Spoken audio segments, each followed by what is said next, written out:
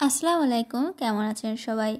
আজ আবারও হাজির হলাম ক্লে ক্রাফটিং নিয়ে। আজ যে জিনিসটা আমি ক্লের সাহায্যে বানাবো সেটা অনেকেরই খুবই পছন্দ। প্রথমে আমি 3 কালারের ক্লে নিয়ে নিচ্ছি। খয়েরি কালারের ক্লেটা নিয়ে ভালোভাবে সেটাকে হাতের সাহায্যে মিক্সড করে একটা টুলসের সাহায্যে চ্যাপ্টা করে নেব। যেটুকু আমার প্রয়োজন সেটুকু চ্যাপ্টা করে নেব। এবার একটা টুলসের সাহায্যে আমি একটা এরিয়া সেট করে নিচ্ছি। যে জিনিসটা আমি বানাচ্ছি সে জিনিসটার জন্য এখানে এরিয়া সেট করা খুবই প্রয়োজন। হাতের সাহায্যে এটাকে আমি চেপে চেপে ভিতরে কিছুটা ডিপ করে নিব। সুন্দরভাবে হাতের সাহায্যে প্রেস করে করে এই কাজটা করতে হবে। ভিডিওতে যেভাবে দেখাচ্ছি ঠিক সেইভাবেই কাজটা করতে হবে। বেশি জোরে চাপা যাবে না, তাহলে ফেটে যাওয়ার সম্ভাবনা থাকে, কারণ এই ক্লেগুলো অনেক বেশি সফট হয়। হাতের সাহায্যে ভালোভাবে এটাকে আমি ডিপ করে নিচ্ছি, যাতে বাইরের সাইডে একটু ফোলা ফোলা থাকে, সেদিকেও লক্ষ্য রাখতে হবে। এবার এটাকে একটা সাইডে রেখে দিব।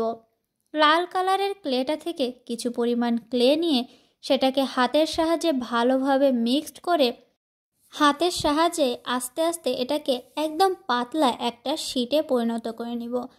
একদমই পাতলা করতে হবে, তবে খেয়াল রাখতে হবে যেন ছিঁড়ে না যায়।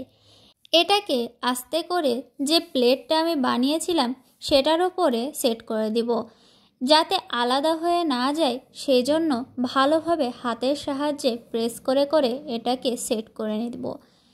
এবার হলুদ কালারের ক্লে নিয়ে সেটাকেও ভালোভাবে মিক্সড করে আমি সেম প্রসেসে এটাকেও পাতলা শেপ দিয়ে নিচ্ছি, এবং আমার যে শেপটা প্রয়োজন সেটার জন্য হাতই আমি ইউজ করছি। হাতের সাহায্যে আলতো করে করে আমি শেপটা দিয়ে নিচ্ছি।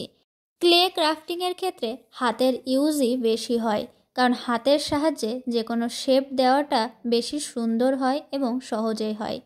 এটাকেও আমি সেট করে নিব যাতে আলাদা হয়ে না যায়। এবার ছোট ছোট কিছু টপিংস আমি বানিয়ে নিব।